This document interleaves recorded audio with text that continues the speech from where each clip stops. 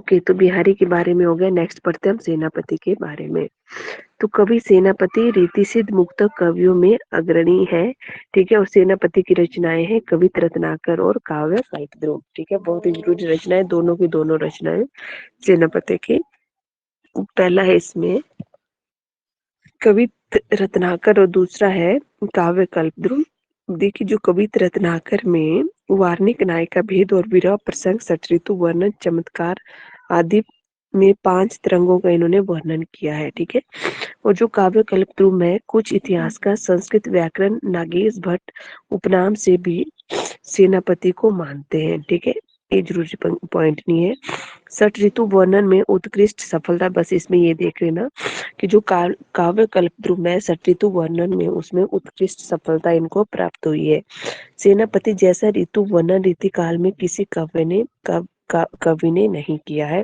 और ये पंक्ति भी जरूरी है और ये भी क्वेश्चन में पूछी जाती है कि रीति काल में ऋतु वर्णन के लिए कौन से कवि फेमस है, तो सेनापति है, ठीक है। सेनापति जैसा ऋतु वर्णन रीति काल में किसी कवि ने नहीं किया है। और सेनापति का जो फेमस प्रसिद्ध अलंकार है वो श्लेष अलंकार था। नेक्स्ट इसमें रसनिधि। रसनिधि का वास्तविक नाम जो है पृथ्वी सेन था, ठीक है। और रसनिधि की रचनाएं है रतन हजारा, विष्णु पद कीर्तन, कवित्त, बारहमासा है, रसनिधि सार है, हिंडोला है, अरिल है, ठीक है। अब देखिए, रसनिधि की रत्न हजारा याद होनी चाहिए, विष्णु पद कीर्तन याद होना चाहिए, रसनिधि का 12 मासा, रसनिधि सार, हिंडोला और अरिल, ठीक है। ये रसनिधि की रचनाएं हैं। ओके, नेक्स्ट है ये दतिया राज्य में बरौनी इलाके के जागीरदार थे, ठीक है। जो रसनिधि है इनका वास्तविक नाम क्या है, पृथ्वी सेन था। ये दतिया राज्य में बरौनी इलाके में जागीरदार थे। इनको रतन हजारा रचना के कारण सर्वाधिक प्रसिद्धि प्राप्त हुई है, ठीक है। तो रसनिधि को जो है रतन हजारा रचना के कारण सर्वाधिक प्रसिद्धि प्राप्त हुई है। यह बिहारी सतसई के अनुकरण पर रचित की गई रचना है, ठीक है।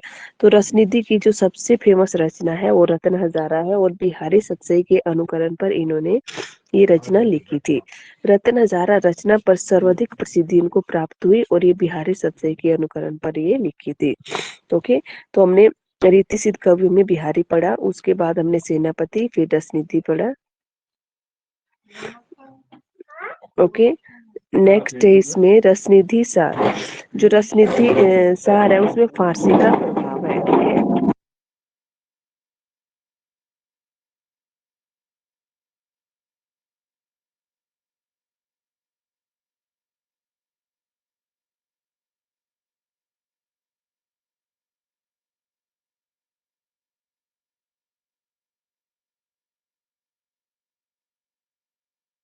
ओके, तो नेक्स्ट इसमें वृंद कवि।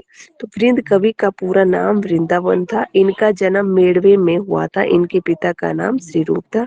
इसमें वृंद कवि का सिर्फ आप लोगों को वृंदावन नाम याद रखना और इनके जो आश्रयदाता है, ठीक है। इनके आश्रयदाता औरंगजेब और किशनगढ़ के महाराजा राज सिंह थे, ठीक है। तो वृंद कवि जो है औरंगजेब और किशनगढ़ के महाराजा राज सिंह के दरबार में थे। काशी में तारा पंडित के पास रहकर इन्होंने व्याकरण, साहित्य, वेदांत, गणित, दर्शन आदि का ज्ञान प्राप्त किया था, ठीक है। इन्होंने नीति, भक्ति एवं वार्ता से संबंधित रचनाएं भी लिखी और नीति परक रचनाओं के लिए ये अधिक प्रसिद्ध है। तो जो वृंद कवि है ये नीति परक रचनाओं के लिए अधिक प्रसिद्ध है। अब वृंद कवि की रचनाएं देखो कौन कौन सी है। 12 मासा, भाव 50 का, नयन 25, पावन 25, श्रृंगार, शिक्षा, यमक सतसई और वृंद सतसई, ठीक है। और इनकी ना वृंद सतसई ज्यादा कर पूछी जाती है। वृंद सतसई रचना ही बहुत बार इनकी पूछी जाती है, ठीक है।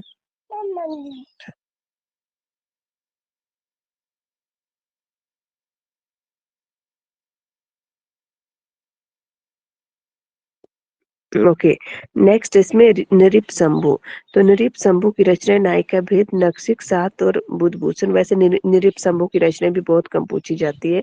बस इसमें कवि याद होने चाहिए कि रीति सिद्ध काव्य धारा के कवि कौन कौन से हैं। ये छत्रपति शिवाजी महाराज के पुत्र थे, ठीक है।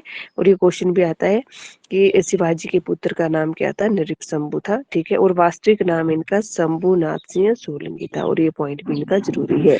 तो जो नृपशंभु है ये महाराजा छत्रपति शिवाजी के पुत्र थे, और वास्तविक नाम क्या था इनका, शंभुनाथ सिंह सोलंकी था।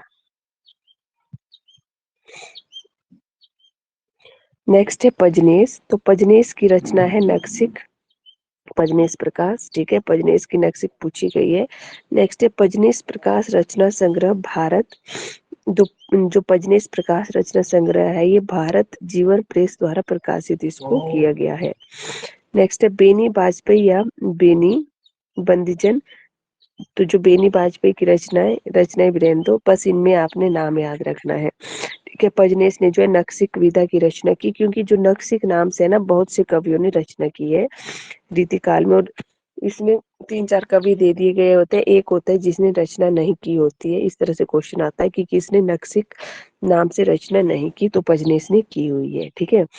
नेक्स्ट है इसमें बेनी वाजपेयी। बेनी वाजपेयी में भी आपने बेनी वाजपेयी का सिर्फ नाम है याद रखना रीतिसिद्ध कवियों में, ठीक है। नेक्स्ट आ जाइए रीतिवादी आलोचक। पंडित कृष्ण बिहारी मिश्र ने देव और बिहारी पुस्तक में देव को बिहारी से बड़ा माना है, ठीक है। तो जो पंडित कृष्ण बिहारी मिश्र थे उन्होंने देव और बिहारी पुस्तक में किसको बड़ा माना है, देव को बड़ा सिद्ध किया है। और रीतिवादी आलोचक लाला भगवान दी ने बिहारी और देव में बिहारी को देव से बड़ा माना हुआ है। और रीति आलोचक पद्म सिंह शर्मा ने खड़ी बोली काव्य को नीरस और कर्णकटु कहा है। देखिए बहुत ही जरूरी पॉइंट है कि जो रीतिवादी आलोचक है पद्म सिंह शर्मा ने खड़ी बोली काव्य को नीरस और कर्णकटु कहा हुआ है, ठीक है।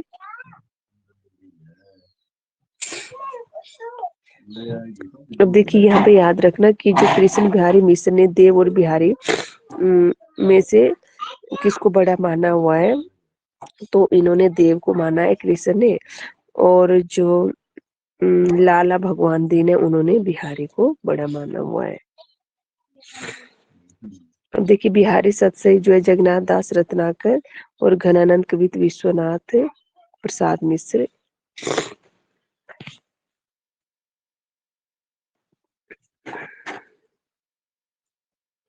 ओके, तो बिहारी सतसई पर जो फेमस टीका लिखी है वो जगन्नाथन दास रत्नाकर ने लिखी है, और घनानंद कवित पर जो है विश्वनाथ मिश्र ने लिखी हुई है।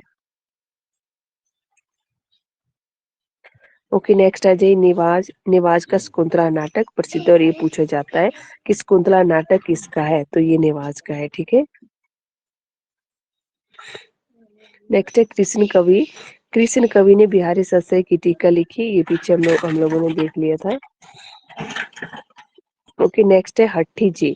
तो हट्टी जी ने जो श्री राधा सुधा शतक, और ये भी पूछी जाती है कि इसकी श्री राधा सुधा शतक के रचयिता कौन है, तो श्री राधा सुधा शतक के रचयिता कौन है, हट्टी जी है, ठीक है।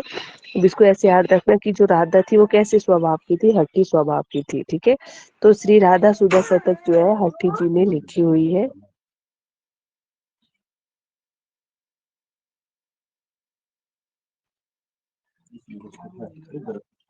नेक्स्ट है इसमें विक्रमादित्य। इसमें भी आपने सिर्फ नाम याद रखना विक्रमादित्य का, और इसमें याद रखना कि ये बुंदेलखंड के राजा थे विक्रमादित्य, ठीक है।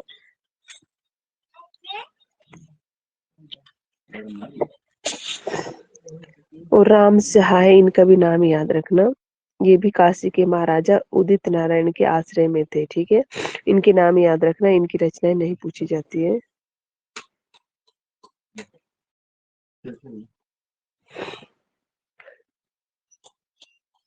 ओके, तो नेक्स्ट है इसमें रीति मुक्तक कवि।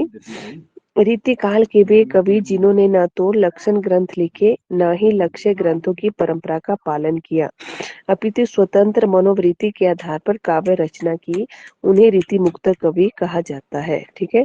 तो रीति मुक्त कवि में घनानंद आलम बोधा ठाकुर द्विवेद आते हैं। ओके, तो जो रीति मुक्तक काव्य है यह काव्य रीति काल में विशिष्ट स्थान रखती है, परिवेश में इस धारा के कवि भी दरबारी हैं, ठीक है। पर इन्होंने रीतिवाद की काव्यगत रूढ़ियों का पालन नहीं किया है। दरबार में रहकर भी अनुभूति की प्रामाणिकता तथा दायित्व मूलक प्रेम का पालन करने वाले ये कवि थे। ठीक है, यह आंतरिक अनुभूतियों का काव्य है। तो जो रीति मुक्त काव्य है ये आंतरिक अनुभूतियों का काव्य माना गया है। अन्य कवियों में यह मूलतः आत्म प्रधान और व्यक्तिगत अनुभूतियों का काव्य है। तो ये बहुत ही जरूरी लाइनें हैं कि आंतरिक अनुभूतियों का काव्य किसको माना गया है, रीति मुक्त काव्य को। ठीक है, यह मूलतः आत्म प्रधान और व्यक्तिगत अनुभूति का काव्य माना गया है।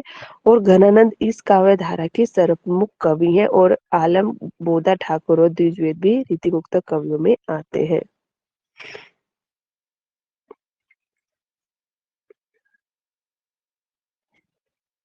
ओके, तो ये हम कल पढ़ेंगे रीति मुक्त कवियों के बारे में आगे, इनकी रचनाएं वगैरह सारी चीजें डिटेल में। ठीक है,